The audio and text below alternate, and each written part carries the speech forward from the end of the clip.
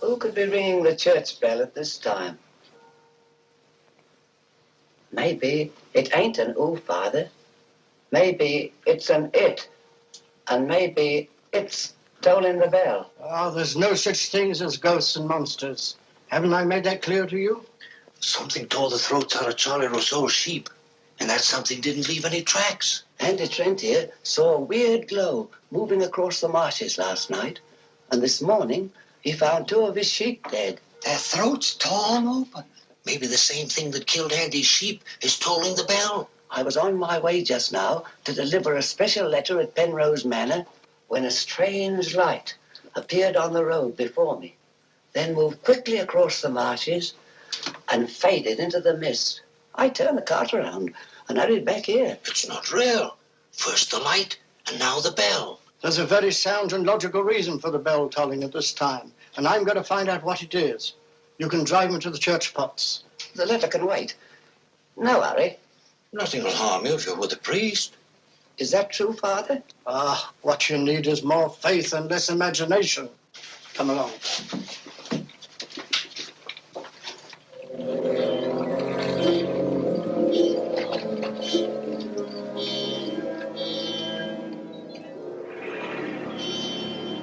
I'd better deliver that letter to the manor. I'm sure it's important.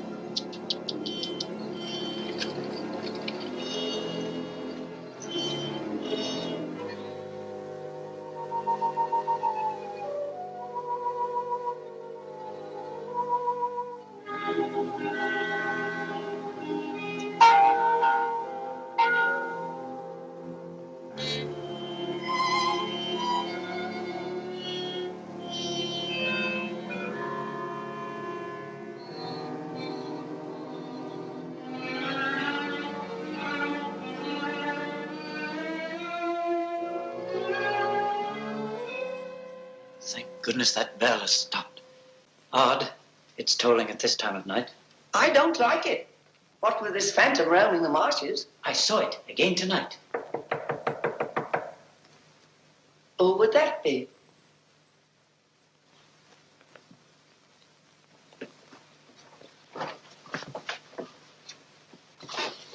Where's Lord Penrose? He's gone to Quebec. Get him on the phone immediately. What's happened, Father? Lady Penrose, dead, clutching the bell rope, calling for help. It was dreadful. Her ladyship. Call Sergeant Thompson at the police station. Ask him to come to the church immediately. Come with me, Potts. I'll need you. Yes, Father.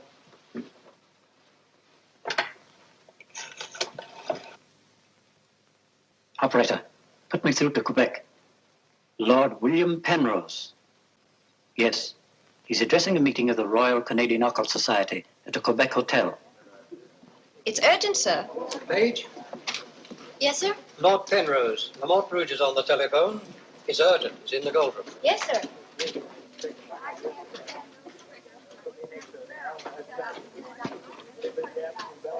Gentlemen, as you know, the greatest obstacle in proving the authenticity of the occult lies in finding facts. However, if the facts are there, even the most hardened skeptic, provided he has an open mind, must finally acknowledge the actual existence of the supernatural. Do you admit that, Mr. Holmes? Facts are always convincing, Lord Penrose. It's the conclusions drawn from facts that are frequently in error. Yes, in the case of the Hound of the Baskervilles, as well as in the adventure of the Sussex Vampire, we found Watson, please. Oh, sorry. Well, gentlemen, this time I have facts. Cold facts. Many years ago, 100 to be exact, an apparition appeared at night in the village now called La Mort Rouge. The following morning, 3 people were found dead, their throats torn out, hence the town's rather grim name. Interesting, yes. But facts? No. I hardly think the tales of superstitious peasants can be considered... I haven't finished, Mr. Holmes. La Mort Rouge has again been the scene of these strange and unexplainable occurrences. Unexplainable, that is, from your point of view. Several of our most responsible citizens have actually seen the strange apparition on the marshes at night. And next morning, sheep were discovered... with their throats torn out and no traces of the killer anywhere to be found. Oh, you read about it in the papers. No, as a matter of fact, I haven't. It was merely a deduction. A rather obvious one, I'm afraid. Deductions are a weakness of mine, as Dr. Watson can tell you. Would you believe it? Holmes can... Well, those are facts, Mr. Holmes. Ignore them if you can. But it's very urgent, sir. Okay, well, go ahead. Thank you. I never ignore facts, Lord Penrose. And I have no doubt that the incident of the sheep with their throats torn out is unquestionably a fact. However, the interpretation of this fact as being final proof of the existence of the supernatural is merely supposition, and therefore cannot be accepted without further data. Your opinions, Mr. Holmes, are undoubtedly the result of your inability to cope with something beyond the realm of your comprehension. So, man. I'm sorry, John, but this ridiculous skepticism... Yes, what is it, my boy? La Mort Rouge on the telephone, sir. Very urgent, my lord. Excuse me, gentlemen. I'm afraid, Lord Penrose... It's quite understandable, Sir John. Lord Penrose is deeply entrenched in his beliefs. That's his privilege. Well, hang it all, Holmes, the fellow was positively rude. Well, shall we see a little overwrought, Watson? I'm leaving immediately.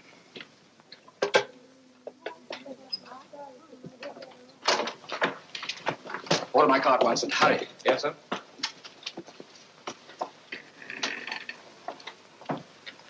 Gentlemen, my wife has just been found dead.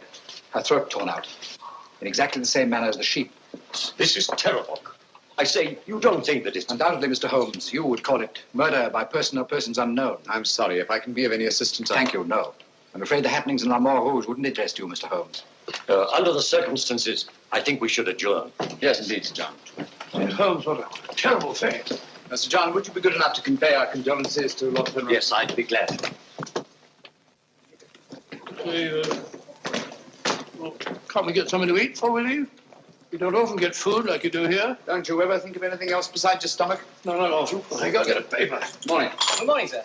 I imagine you'll be glad to get back to London, Mr. Holmes. Yes, indeed. Oh, by the way, there's a letter for you, sir. Thank you. Oh, here's something about Lady Penrose. She was found in the church with her throat horribly cut. Evidently dragged herself from the marshes nearby and tried to summon help with a bell rope. What's in it? What is it, Holmes? Listen to this, Watson. Huh? My dear Mr. Holmes, I've every reason to believe my life is in danger. Yet, if you were to ask me how I know, I couldn't give you a logical answer. There is nothing tangible, yet like a terrible premonition, it is all so frightfully real. I heard of your being in Quebec, and I'm turning to you, a stranger, and asking your help, in the frantic hope that you will not fail me. Oh, who's it from? It's signed Lillian Penrose. Lady Penrose? A letter from the dead woman? Or what's it mean, Holmes? I should say that Lady Penrose lived in fear of her life. Some secret hidden in our past, in all probability. Oh, perhaps it isn't as simple as that. What if Penrose is right? I'm glad we're going back to London. Things like that can't happen in Baker Street. What's the pity, Watson? Huh? Do you know a village by the name of La Rouge? Yes, sir. It's about 12 miles from here, up towards the falls. Thank you. Great Scott Holmes, you mean you're going to take on the case? Right. Telephone the airport and cancel our reservations, will you? Certainly, sir. Consider, Watson, the irony, the tragic irony. We've accepted the commission from the victim to find her murderer. For the first time, we've been retained by a corpse.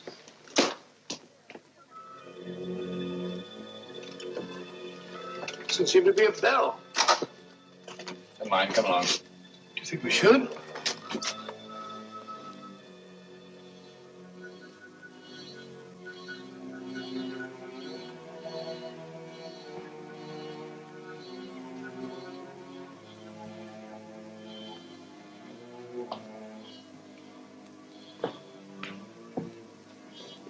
What a cold, cheerless-looking room. Yeah.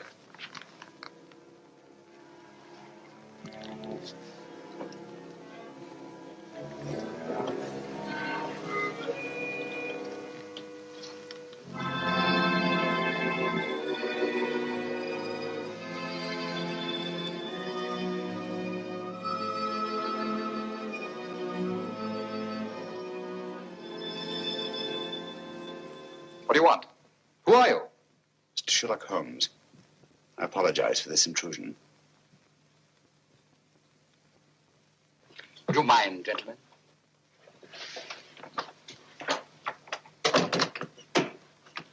Mr. Holmes, is it your custom to burst into people's houses without ringing the bell? We couldn't find the bell, sir. If you've come here to use the death of my wife to prove your theories, I must ask you to leave. Penrose. I received this letter from Lady Penrose this morning.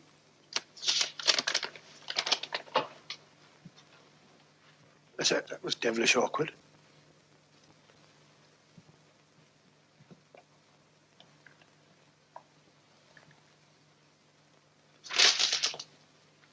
I'm afraid you're a little late, Mr. Holmes. My wife's dead. And I've come here to find her murderer. You might have saved yourself the trouble. I'm convinced that the solution of this horrible deed lies in an understanding of psychic phenomena. Although I don't expect you to admit that, Mr. Holmes. I assure you, Penrose, I neither believe nor disbelieve in anything, including psychic phenomena. If I could just see Lady Penrose, it might help dispel much of the mystery that surrounds these happenings in the Rouge. Drake! Why don't you answer the blasted thing? Sergeant Thompson has charge of the case. You'll find him at the police station. And now I must ask you to go and take your assistant with you. You'll excuse me if I don't show you out. Drake! Drake! Drake, where are you? What?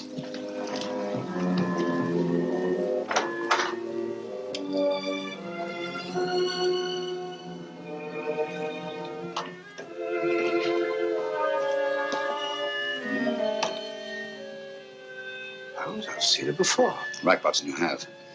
Yes, but where? Never mind that now. We must examine the wound before Penrose returns and has us thrown out of the house. Clumsy job. Just missed the jugular vein. Must have bled to death. And it bled for several hours, eh?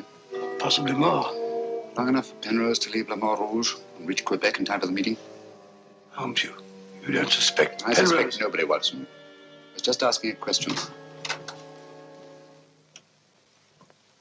I beg your pardon, gentlemen. There is another who desired the death of her ladyship.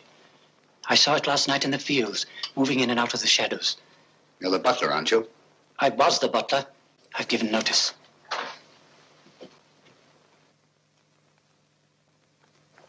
Drake! Get out. Get out of this.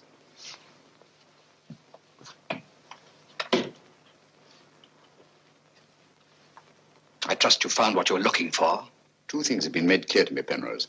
That your wife was murdered and that she's Lillian Gentry. Lillian Gentry? Will you leave, or must I call the police? That will not be necessary. We're on our way to the police station now. The wounds found on Lady Penrose's throat are identical with those found on the throats of the dead sheep. Now, I'm not a superstitious man, Mr. Holmes, but I don't know of any weapon capable of inflicting such wounds, except an animal's claw. Of course, it could be done A five-pronged garden weeder? Not that garden weeder, Mr. Holmes. That's mine. I use it to weed the garden at the back of the jail. I'm inclined to agree with the Sergeant, Holmes. A weapon such as that would have severed the jugular vein, and death would have followed immediately. Lady Penrose lived long enough to drag herself to the church and toll the bell in a frantic effort to call for help. Yes, I know all about that. But there must be some logical motive instead of all these goblins and monsters. Sergeant, have you ever heard of Lillian Gentry? No, I can't say that I have, Mr. Holmes. She was a famous actress who came to America some time ago. She appeared for many years in the United States and Canada. Then suddenly she disappeared. Her disappearance was never explained, and she was soon forgotten. But what's the connection between Lillian Gentry's disappearance and the death of Lady Penrose? Lillian Gentry and Lady Penrose are one and the same person. The same person? Precisely. One more question, Sergeant. Do your files show anyone with a prison record living in La Rouge? No, Mr. Holmes. The only person having any connection with a prison is Emile Journet. He came here 2 years ago with his daughter and bought the hotel. He was a guard at Talon Prison. Thank you, Sergeant. I hear there are a lot of prairie chicken in these parts. I'd like to have a bag of them someday. I think that can be arranged, though. Yes, we can stop over to farmyard and you can shoot all the chickens you want. That's all we're funny, Holmes. Here you are, old fellow. We're going to engage rooms at Monsieur Journet's hotel. Landlord! I say landlord! Place seems deserted. Won't be for long if you billow like that. Landlord! Oh, sorry, Holmes. Got to try and make summer. Yes, monsieur? My dear, have you got a room for us? Yes, monsieur. Good. Sign here, please. I'll sign for us both. Well, thank you. You seem very young to be in charge here. Yes, monsieur. You are Mademoiselle Journet? Marie's your name, monsieur. My dear, you've been crying. Why? Papa's going away. Oh, come now. Is that such a tragedy? Did you cry if your papa were going away, Watson? I don't believe so. This way, monsieur. Bring your bags. Yes, of course. Wouldn't I be unhappy if my father would see my father for years? He died about 20 years ago in Shelton.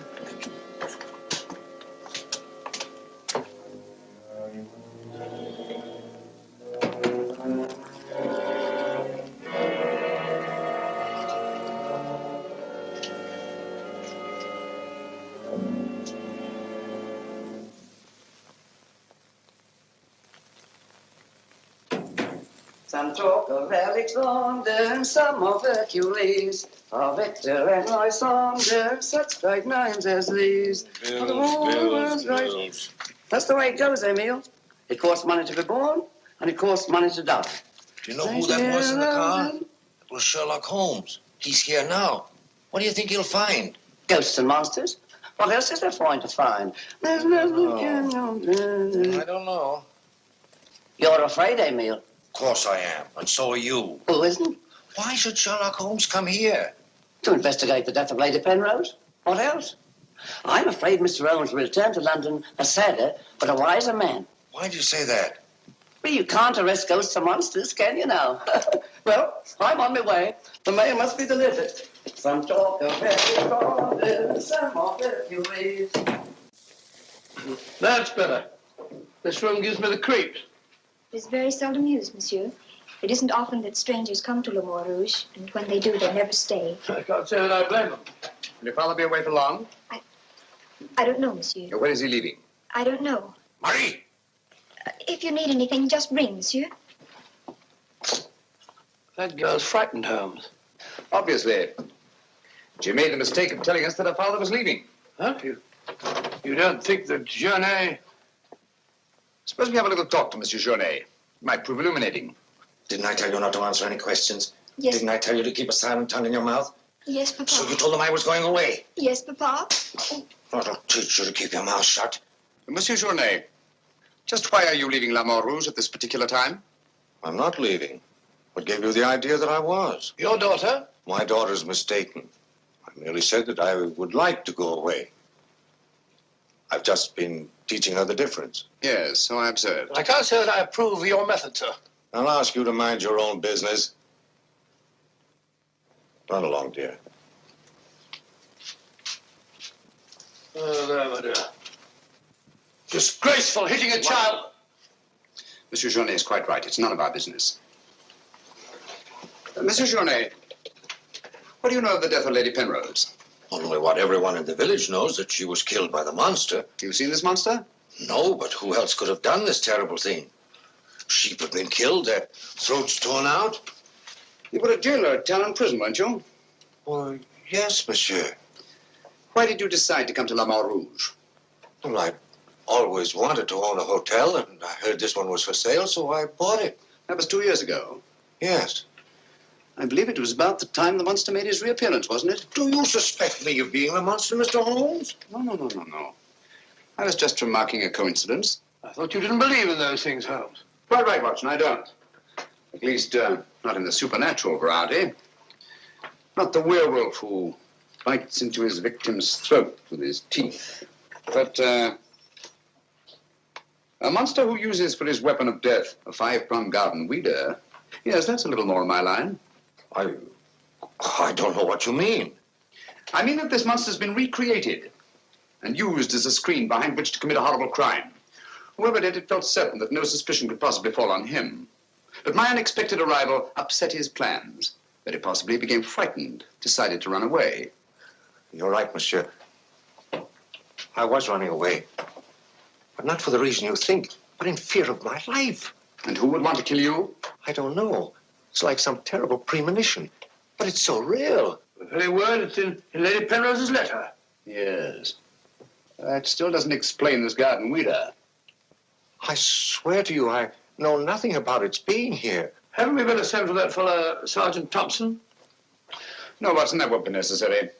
Monsieur Journet knows as well as we do that you can't run away from yourself. Oh, would you be so good as to return this to Sergeant Thompson, monsieur? I took it away quite by accident.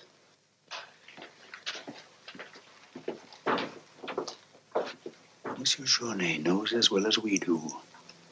You can't run away from yourself. This fellow Journet seems a very frightened chap. Do you think he'd have any connection with Lady Penrose's murder? Time will tell us many things, Watson.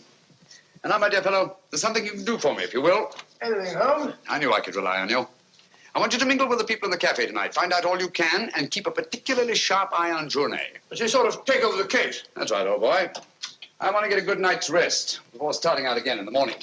Oh, and incidentally, make yourself as inconspicuous as possible, will you? Inconspicuous? You can depend on me.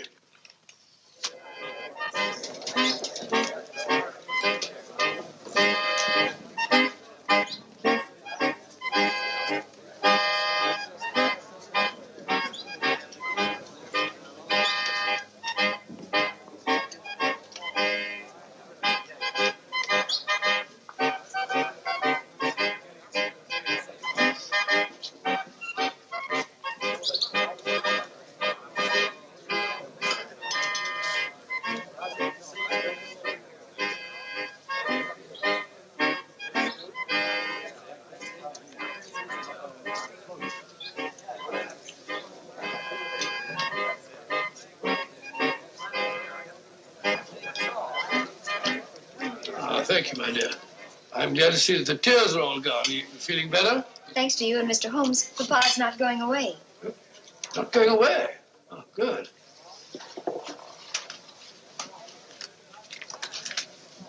Journey not going away. There are many phases of the supernatural, Mr. Drake. Witchcraft, vampires, werewolves, ghosts, monsters. You'll find them all in the history of crime. So I say to myself, Potts, this is the handiwork of the supernatural. I gather that your name is Potts, that you're interested in the detection of crime. Allow me to introduce myself. My name's Watson, Dr. Watson of 221B Baker Street, London, England. How do you do, sir? Here's to crime. Bigger and better crime. I deduce, my good man, that you're somewhat drunk. Yeah. Sharp he is, sharp as a tack, and just as flat-headed. You might also deduce that I'm leaving this place. Getting out. As soon as the bus I'm waiting for hoots its hooter. I believe they say honks its hooter in these parts. Hoots to me, honk to you. Hoot, hoot. My dear fellow, I don't care two hoots whether it's hoot or honk. Oh, that's my bus, gentlemen. I just heard it hoot, it's hooter distinctly. If you solve this case, let me know. Personally, I'm betting on the monster. You take my advice, Patsy. Get out of this place before they find you with your throat cut.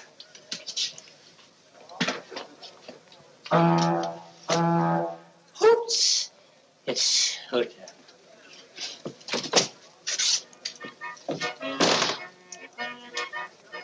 Nervous? Well, the thought of having your throat torn out by some monster isn't likely to make you very gay, Dr. Watson. Indeed. Some of Monsieur Journey's excellent wine will soon remedy that. Marie, would you bring a bottle of this excellent wine for my friend here? Yes, monsieur. But as a student of the occult, supposing you give me your theory of this murder. You like this wine? Oh, but Dr. Watson, I never drink anything stronger than milk. Teetotaler? No, hiccups. Every time I drink alcohol, I have hiccups. Sorry.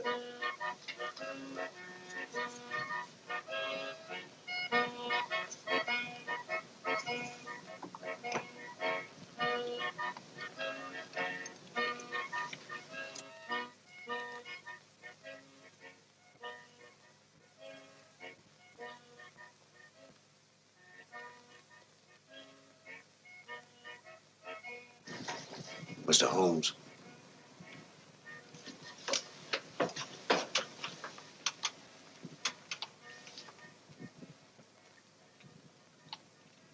Mr. Holmes.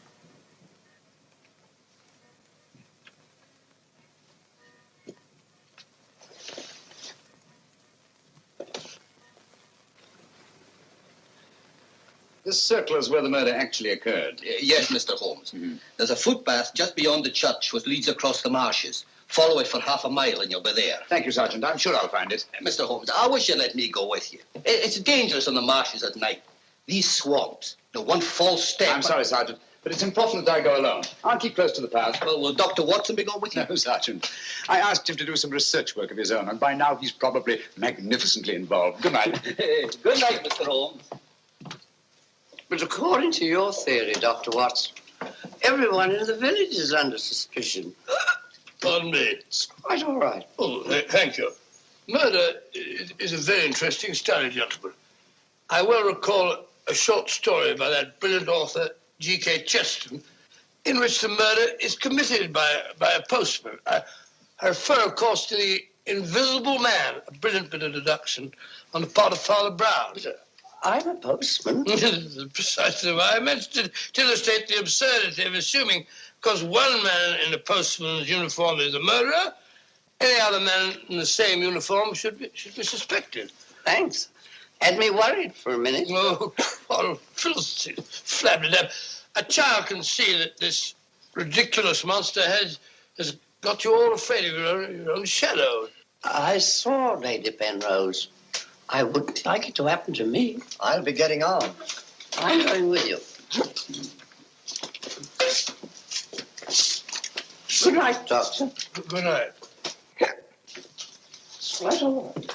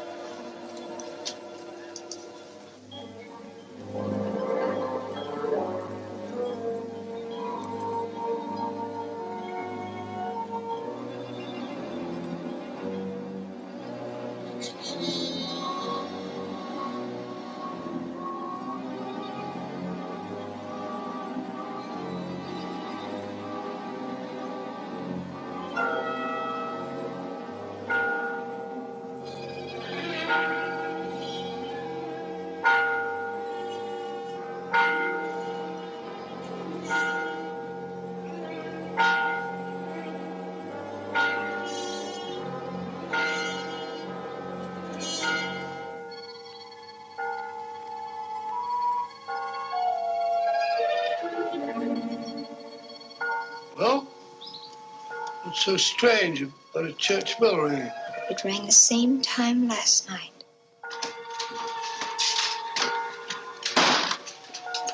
Excuse me, Dr. Watson. Can you tell me if Mr. Holmes is armed? Armed, my dear fellow? Why should he be? He's gone to bed. You're wrong, Doctor. He went out in the marshes alone. I tried to go with him, but he refused. But great Scott, if he runs into this monster and he's by himself, he'll get killed.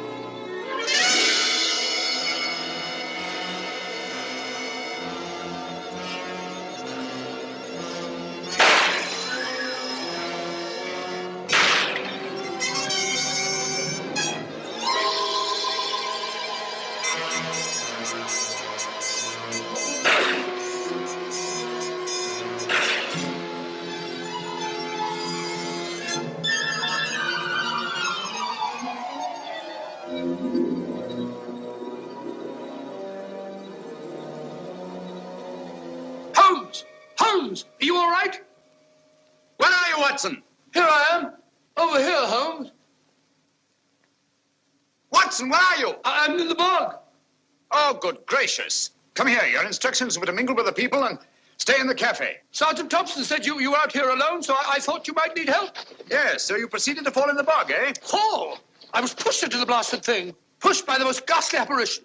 Came at me like a roaring furnace, with spitting fire in all directions. Before I could get my revolver, the thing was upon me. The next thing I knew, I was in the bog. Are you all right, Mr. Holmes? I heard shots. Yes, I'm all right, but Dr. Watson here seems to have encountered the monster. He has? Come on, old fella. We'd better get you out of these wet clothes and into a hot tub before you catch a death of cold.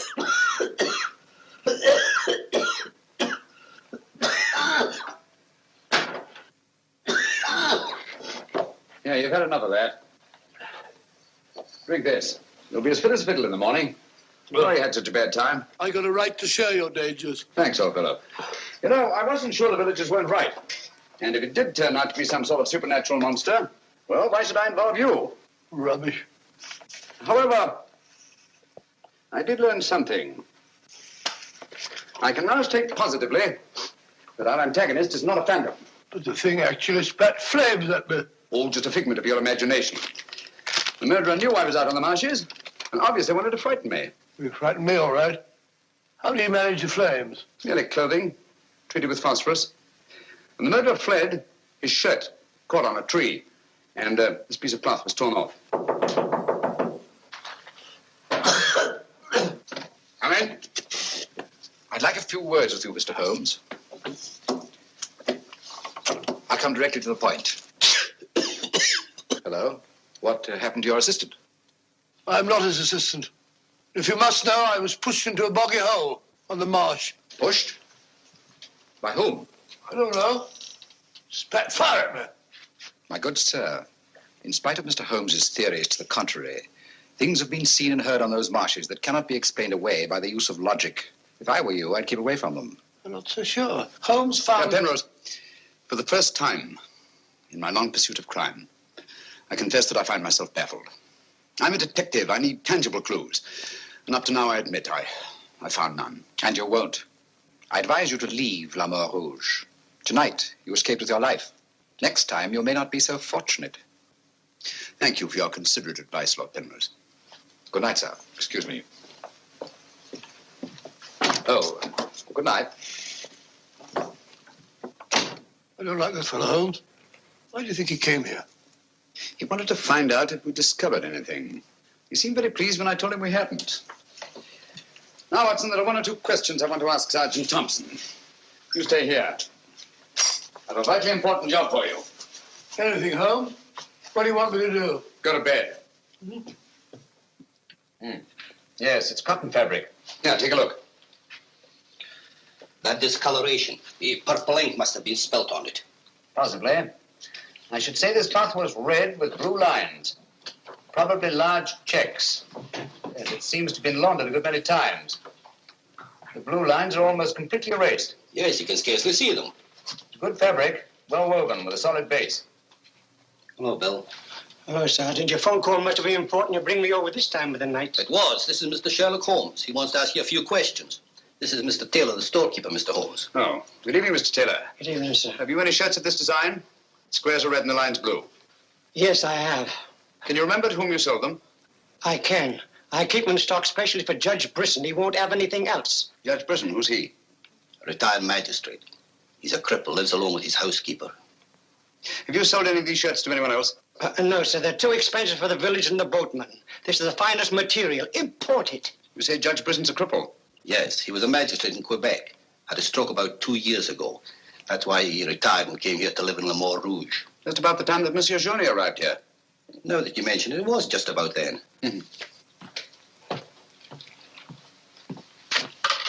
Hello, operator? Give me Judge Brisson's home, will you? Thank you.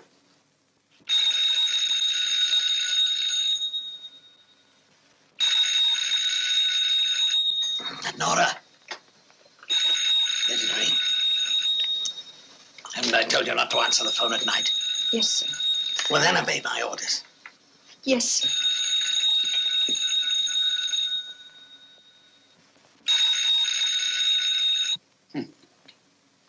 No answer.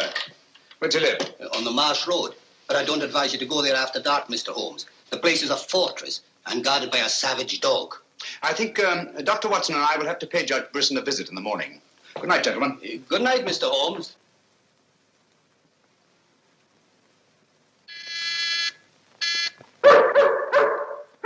Two locks on the door. One of them new. Yes, I should say that Lady Penrose's death had increased Judge Brisson's terror. Don't like the sound of that dog. No, sounds hungry. Possibly ravenous. Couldn't we come back after he's had his breakfast? I'm sorry, Watson. Our business won't wait. Oh, stop now. Yes, Watson. Good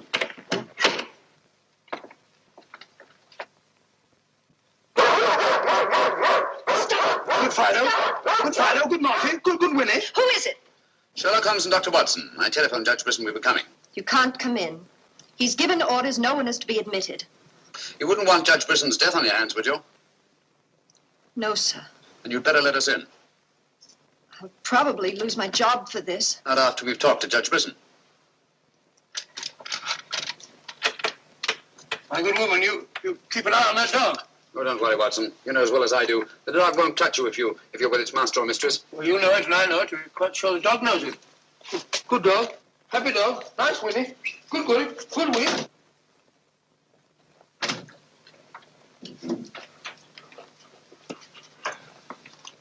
Let me warn you, I'm armed. And I'm an expert shot. We didn't come here to harm you, Judge Brisson, but to protect your life. I told you over the phone this morning, Mr. Sherlock Holmes, that I did not want to see you. I don't want to see anyone. But I want to see you. Stay where you are. Nora, show these men out. Judge Brisson, if you'll answer a few questions, I may be able to save your life. I have the fullest confidence in my own defenses, and I will not trade them for any theories of Mr. Sherlock Holmes, however plausible you make them sound. Now get out, will you? I'm sorry. Under the circumstances, I'm helpless to prevent your death. Almost certainly by violence. Come along, Watson.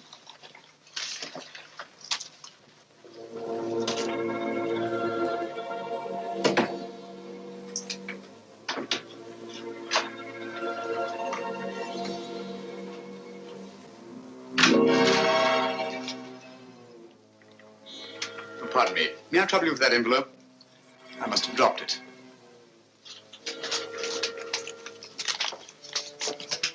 Thank you. You're a very clever man, Mr. Holmes. A crude device, Judge Brisson, but it's confirmed my suspicions that you're not the cripple you pretend to be. I'm sorry. But I'm frightened of everything and everybody. Why'd you sit down? You want to get shot, Holmes? Come in, Watson, and close the door. Sit down, old fellow. Judge Brisson has decided not to shoot us. Oh, very kind of him. Gentlemen, this fear is driving me mad. It's quite understandable. The whole village seems to be consumed with fear. But in your case, judging from your vicious dog, those barred windows, and that hunting rifle, it's not fear of the supernatural. Just what are you afraid of? Well, truthfully, Mr. Holmes, I don't know. And yet I feel its very presence. At times, I feel I can almost reach out and touch it. When I first came to La Mort Rouge, I had a slight attack. It affected my legs, but, well, I've recovered. And you've continued the deception, using the wheelchair as an excuse for not going about the village. Well, you see, people would be more inclined to accept my hermit-like existence. Yes, naturally. Tell me, Judge Brisson, had you ever heard of Monsieur Journet before you arrived at La Mort Rouge? No, I hadn't. How many of these shirts has your housekeeper purchased for you? Oh, 4 or 5. I'm not positive. You still have them? Well, 1 or 2 became badly worn, and I told my housekeeper to give them to a man who was doing some work for me at that time. Can you describe him? No, I'm afraid I can't. That was about a year ago, you see, and, well, I didn't pay much attention to him. He worked in the garden. Could your housekeeper remember him? No, that was a different housekeeper then. She went to the United States. Try to remember, Judge Brisson. Your life may depend on it. I do remember one thing. He had a very slight limp. I used to watch him from that window as he walked across the lawn. Splendid. Continue your vigilance, Judge, and under no circumstances allow anyone to enter the house, even someone you may know well. What's that mean, Holmes? It may mean nothing, Watson, and it may mean everything. I'm quite sure that Sergeant Thompson will have observed a man with a limp in a village the size of La Mort Rouge. Good day, Judge, and thank you. Good day, sir. I'm sure Sergeant Thompson will have observed a man with a limp in a village the size of La Mort Rouge.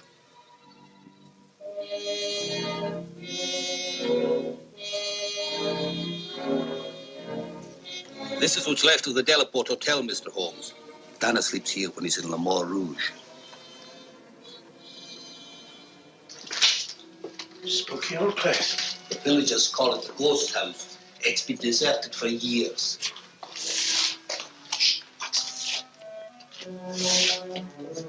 He walks with a limp.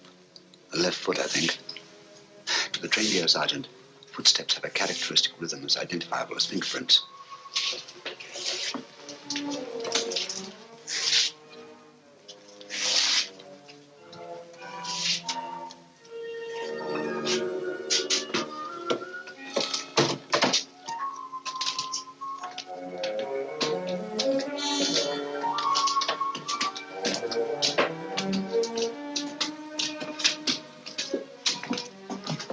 What do you want? Come to have a talk with you, Tanner. I've done nothing. Then you won't mind answering a few questions. What do you want to know? Tell me, Tanner, where were you 2 nights ago? Down the river. Last night? I just got back tonight. You're lying. You can't frighten me. But now I got a job to do. It's quite evident that you haven't been on the river within the last 48 hours. Are you trying to make me out the murderer of Lady Penrose? How do you know she was murdered? I'll tell you how you know she was murdered. Because you murdered her. Holmes, look! In there! The monster! That's right, Watson. One of Brisson's shirts, which Tanner here treated with phosphorus. Take him, Sergeant. I'll give you all the evidence later. Look out!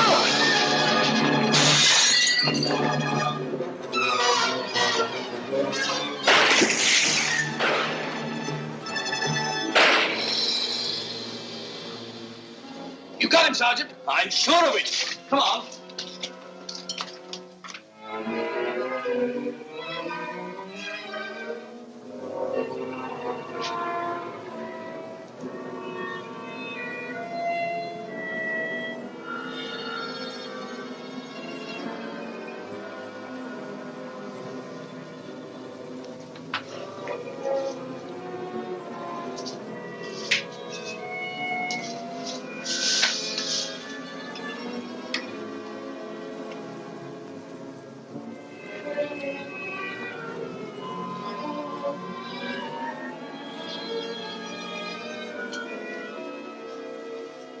I see no reason why we shouldn't leave for home tomorrow.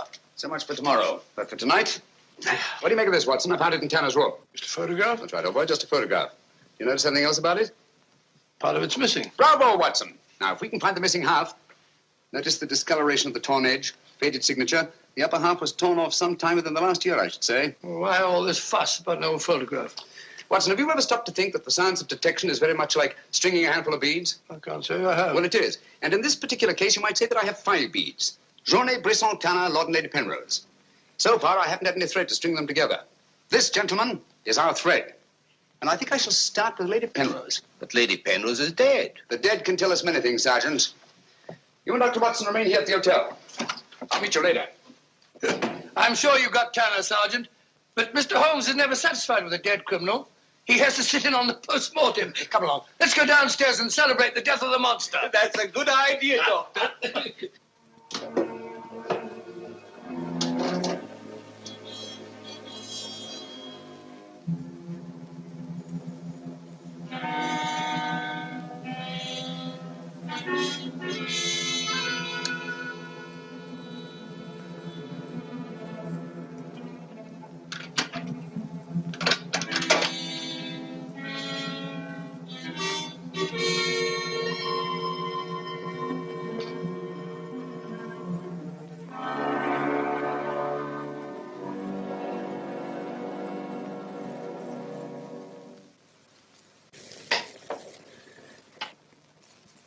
So the great Sherlock Holmes becomes a common thief. You realize, of course, that I might have shot you. I knew that you'd refuse to see me, so naturally I had to take that chance. Tell me, who is Alistair Ramsden? What has he to do with your being here? Perhaps this will explain. Found the lower half in a room occupied by a boatman named Tanner. The upper half was in Lady Penrose's safety box. Alistair Ramsden murdered a fellow actor in my wife's company. He was sentenced to life imprisonment. The whole thing was a great shock to her. So she retired from the stage and you married her shortly after? Yes. Where and when was this murder committed? In Quebec, 5 years ago. Ramsden was shot 3 years later trying to escape from Cavanagh prison. His body disappeared in the St. Lawrence. Was it ever recovered? I don't believe so. Penrose, Alistair Ramsden and Tanner are one and the same person. What? It was he who sent the upper half of that photograph to your wife as a warning. What could my wife have in common with a murderer? Yet he killed her. He killed her? Yes. The monster was none other than Tanner himself. We found a shirt impregnated with phosphorus in his room. Tonight, when we faced him with the evidence of his crime, he bolted and jumped out of the window into the river. Sergeant Thompson fired a couple of shots at him. He's dead? In a way, yes. I don't understand. Tanner is dead only because he was discovered, and have therefore outlived his usefulness to his creator. But I'm afraid that Alistair Ramsden, the actor, who created and played the part of Tanner, is very much alive. But surely, now that you know who the murderer is, the police... It's not quite as simple as that. During the time he's lived here, Ramsden has undoubtedly established another character for himself, perhaps several others, who are by now familiar to the people of the town of Le Mans Rouge and quite above suspicion. He could be almost anyone in the village. He may even have been your butler, Drake. This is fantastic. Yes. Yet Lady Penrose's death is only the beginning. There's no saying where this madman will strike next. Tell me, is there anyone else in Le Mans Rouge who may have been connected in any way with the case of Alistair Ramsden? Judge Brisson was the magistrate who tried and sentenced him.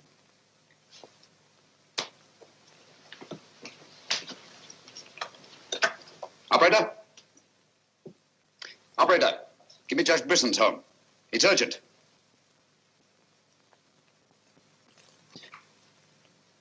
Judge Brisson, this is Sherlock Holmes. Oh, yes, Mr. Holmes. Oh, I'm quite all right, thank you. I've chained up the dog, as you asked. As I asked? I haven't telephoned you before. Somebody's obviously imitated my voice in order to gain access to the house. Oh, certainly, Mr. Holmes. I'll lock all the doors and await your arrival. Yes.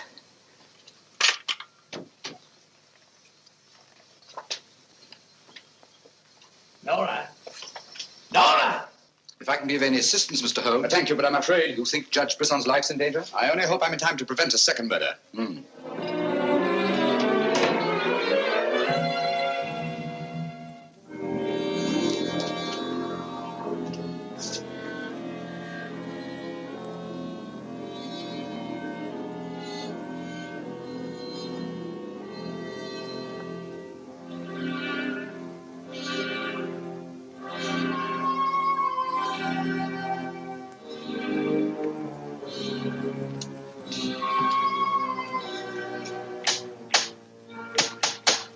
Mr. Holmes. Show him in.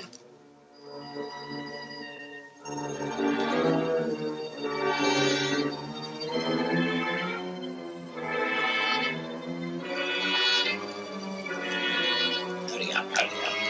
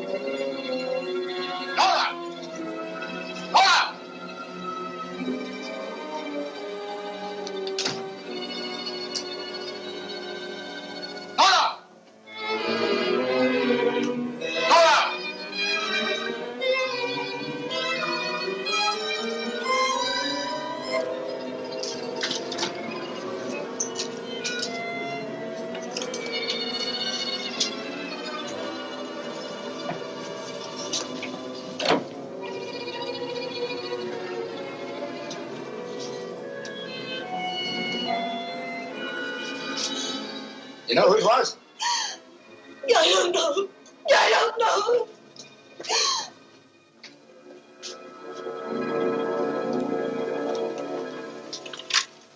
Hello?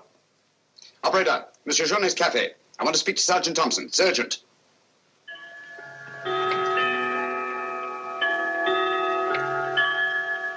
Sergeant Thompson, this is Sherlock Holmes. I'm at Judge Brisson's. He's been murdered. Judge Brisson's been murdered. Judge Brisson? The murderer gained access to the house, gagged and bound the housekeeper, then disguised as Nora, murdered Judge Brisson. I'm returning to the old Delaporte Hotel on the chance that he'll go there to change his clothes and assume another disguise. Ask Dr. Watson to meet me there as quickly as he can, will you? You'd better come here at once and take charge. Right.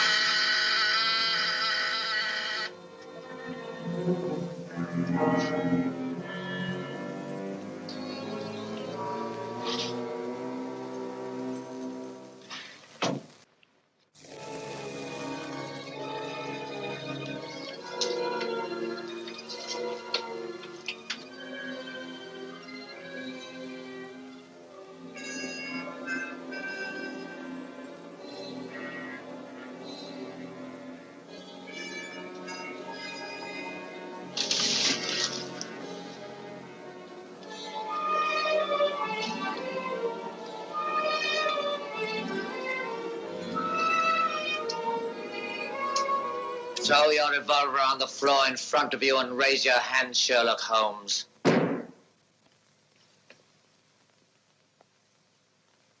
I should have thought you would have felt more at home in the spotlight. I see you finally identified me. You know, Jack Tanner and Nora, the housekeeper, were brilliant. You should really take a bow.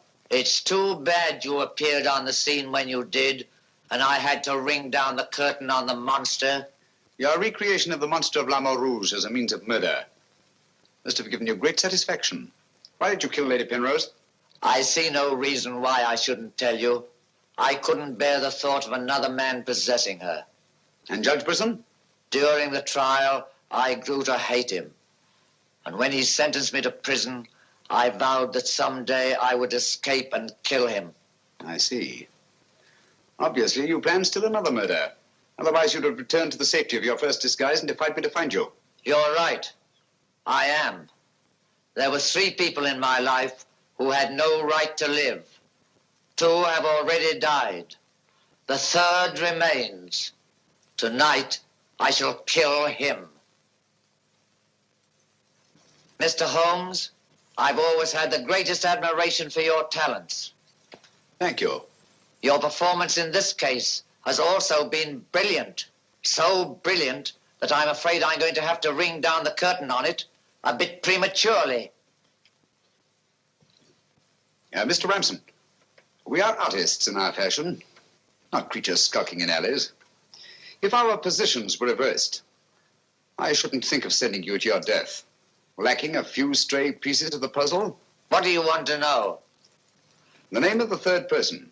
I have no objection. If there is a hereafter, which I doubt, you and he will meet very soon, Mr. Holmes.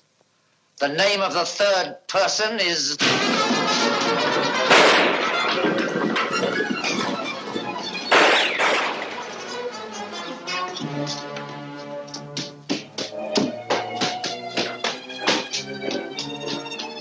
Coming, Holmes! Look out, Watson!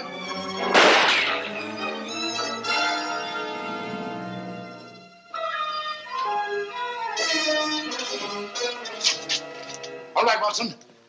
Where is he, Holmes? He's gone. Thank heavens you're safe. Thank heaven you came and you did. There it is, Watson. Look out.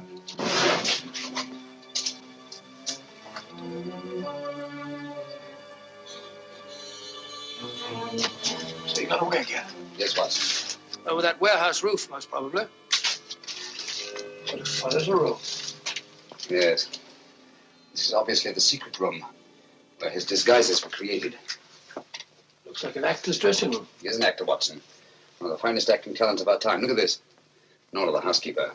His name's Alistair Ramson. Alistair Ransom? Never heard of him. No, that's not important. The important thing is that he murdered Lady Penrose and Judge Brisson. Great Scott, he did it. Yes, Watson. This Ramson is a paranoiac. His orgy of crime is not complete. There's still another. I was just about to learn his name when you so conveniently fell down the stairs. Oh, sorry, old chap. You can be, old boy. You saved my life.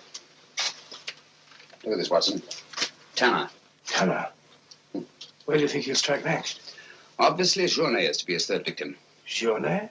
Yes, Watson. As in the cases of Lady Penrose and Judge Brisson, Journet also felt his presence. But in each case, it was vague and unexplainable. Well, what connection can he have with Judge Brisson or Lady Penrose? Journet was a guard at Talon Prison, where Alistair Ramson was confined. He's the 3rd person against whom the murderer holds a grievance. Now he's disappeared. Journet disappeared? So Marie told us in the cafe? Watson, Journet's disappearance can mean only one thing. He's in hiding. Our job is to find him before Ransom does. Journet's the only man who can lead us to the murderer. We'd better have a talk with little Marie. Raise your voice and sing along, sing till the echoes ring. Don't ever let a single soul worry about anything. Find what you make it so you can make it what you will. Never be weary, ever be cheery. Hello, Potts. Have you seen Marie? No. Have you seen her? Can't say I have. And are we really glad to be back from a foreign shore? You'll hear a laughter ring to the laughter of Marie? Watson. Now we'll go home, we'll know we can roam away from the ones that we love.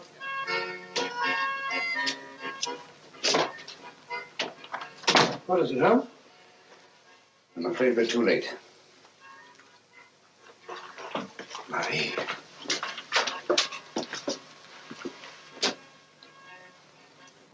Don't touch anything, Watson.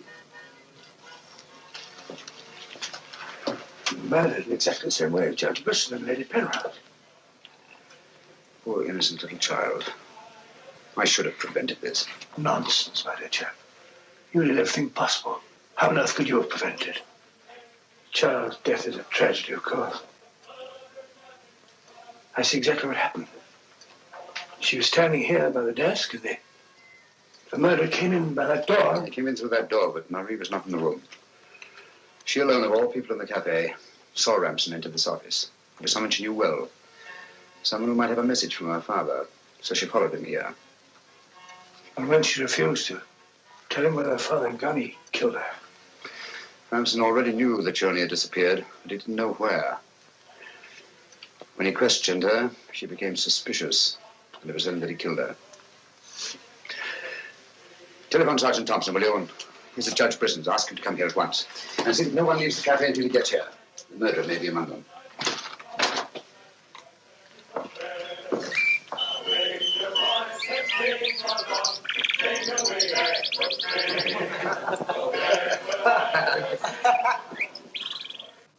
What could have happened to Holmes? He's been away all day. It's very unfair of him keeping me in suspense like this. He knows how worried I become. He continues to do it, and do you know why? He actually enjoys making me miserable.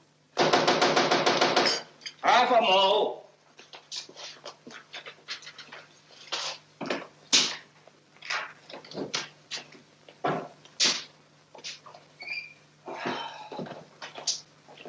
No good, Watson. It won't work. What won't work? I've been to every place where Johnny could possibly be in hiding. That's where you've been all day. Yes, Watson, and I must admit that I'm completely baffled. We've got to find Johnny before it's too late. But how? I've been everywhere within a radius of 5 miles of this village. I've even been to the church in the hope that he'd disguise himself and attend Mass. He may have gone to Quebec. Every road's covered. He hasn't left this vicinity, of that I'm certain. All right, I'll answer it. Hello? Hello?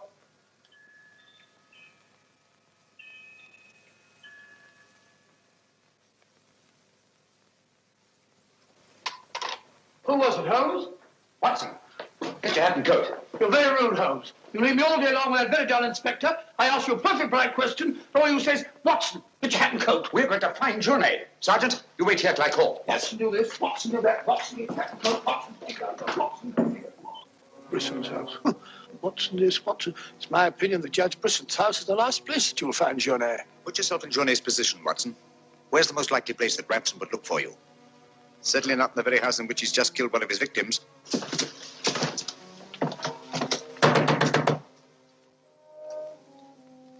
Johnny! Johnny! It's Sherlock Holmes and Dr. Watson. We're here to help you. I like the look of it, Holmes.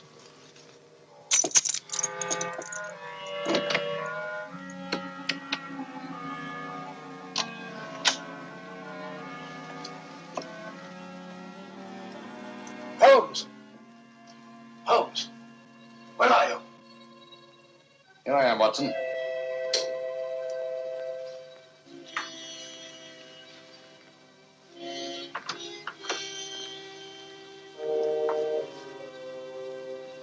Johnny! What do you want? We've come to help you.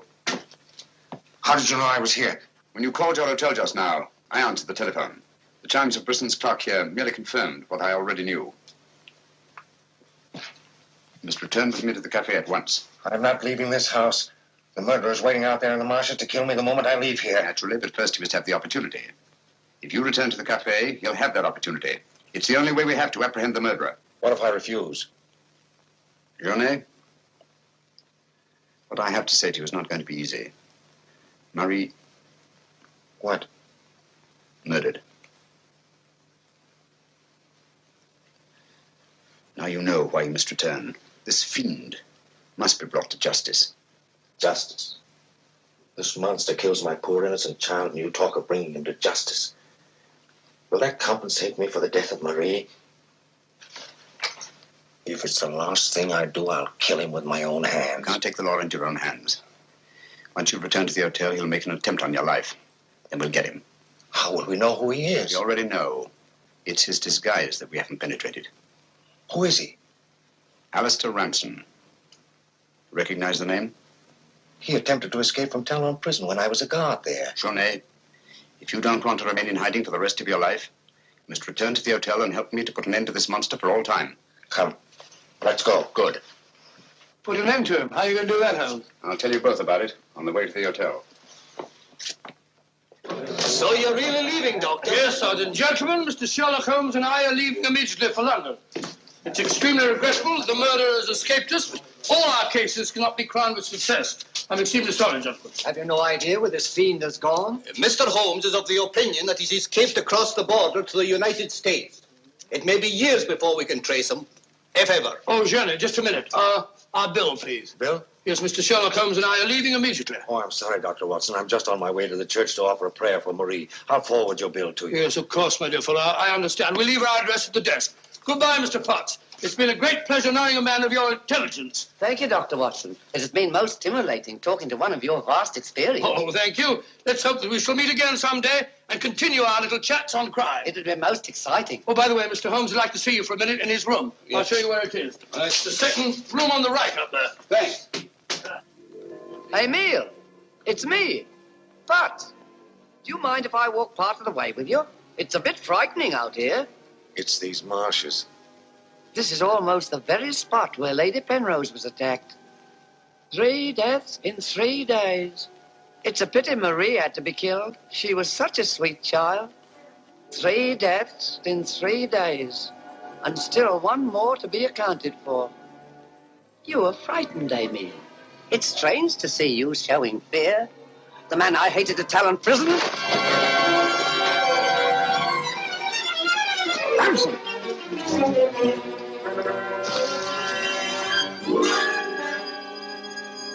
Sherlock Holmes. Yes, Mr. Ramson. So you see the final curtain has not fallen after all. I thought you were on your way to London. Naturally, that's what I wanted you to think. That's why Dr. Watson announced our departure in the cafe. Journey's leaving was purely bait to bring you into the open. I merely replaced Journey once he was outside on the street. May I say, Mr. Ramson, that your disguise as a postman was a masterpiece of ingenuity. Your very choice of the role put you above suspicion. It was quite easy. I simply disposed of the real Mr. Potts after he had passed his civil service examination and had been assigned to La Rouge. You realize, of course, that you'll never hand me over to the police alive. It's not my function to be your executioner. My duty is to hand you over to the authorities, which I fully intend to do. You're an optimist, Mr. Holmes. No, not necessarily. We're surrounded by police awaiting my signal.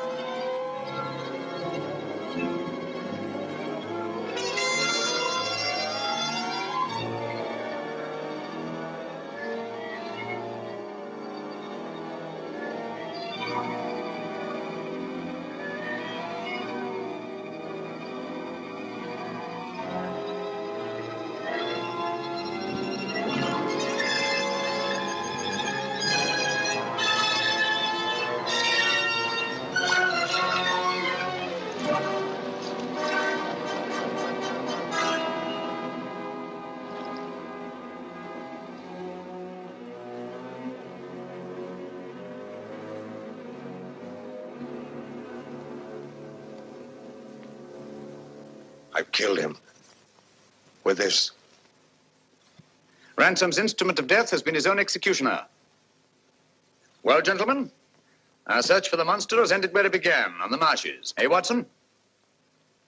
Watson, where are you? Why isn't he here? He was with us a minute ago. Watson! Here I am, Holmes. Where are you? I've fallen in another hole.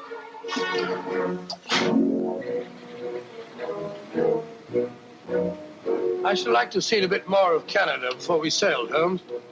So should I, Watson. Canada. The linchpin of the English-speaking world, whose relations of friendly intimacy with the United States on the one hand, and her unswerving fidelity to the British Commonwealth and the motherland on the other. Canada. The link that joins together these great branches of the human family. Churchill say that? Here's Watson Churchill.